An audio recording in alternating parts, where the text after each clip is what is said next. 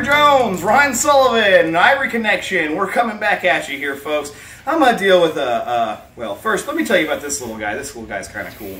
This little guy is a hybrid. He's a cross between a Sri Lankan python and a Burmese python.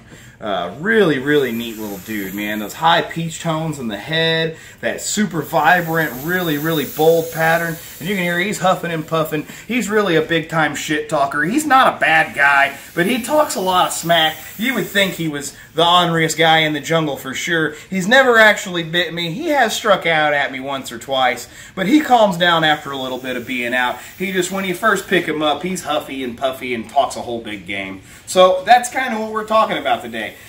People talking shit, people being huffy and puffy and talking a big old game, internet warriors and trolls and all of the just mess and politics that goes along with this retic and snake breeding and berm breeding and reptile hobby, and really it's prevalent everywhere. It's not just in this. Just we see it maybe more so because we're so actively involved in this scene.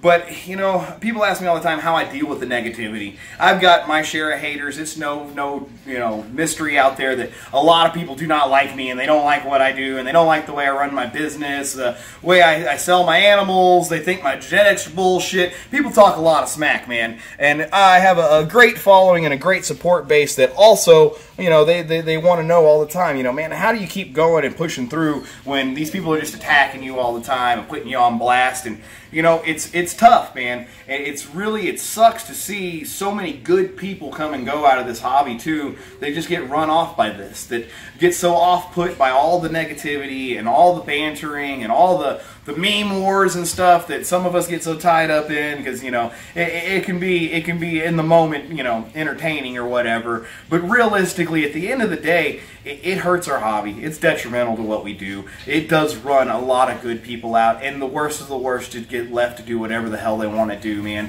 So what you have to do, and what I've really been working on, and I'm getting better at it, it's a learning curve for everybody around here, but I try really hard these days to take all that negative energy that they put out. I don't go attack everybody anymore. I don't go fight them all up front like every day is a war on the internet anymore. I don't really give a shit what these people have to say about me. I just take all that negative energy they give me and I put it right back into my business. I put it back into building myself up. I put it back into building me, into being the best me that I possibly can be in this hobby, and doing the best that I can possibly do by these animals.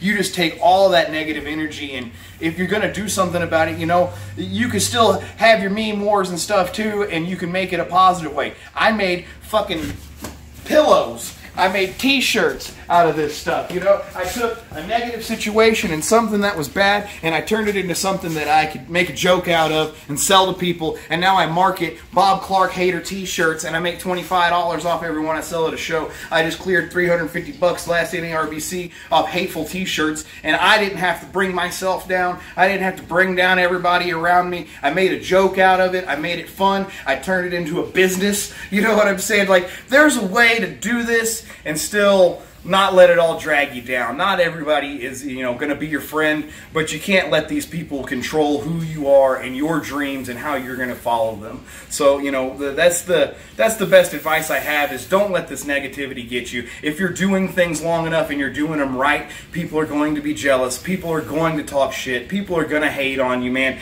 You just got to bottle all that up and kill them with it.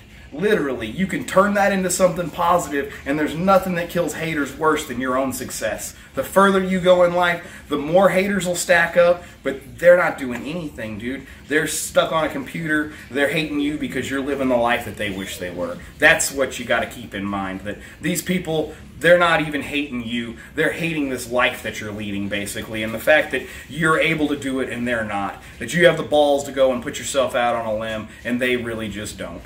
So don't let the negative motherfuckers get y'all down, guys. Turn it into something positive. Kill your haters with your own success. These are the best things I could possibly tell y'all to do with that information. Ryan Sullivan, y'all be good.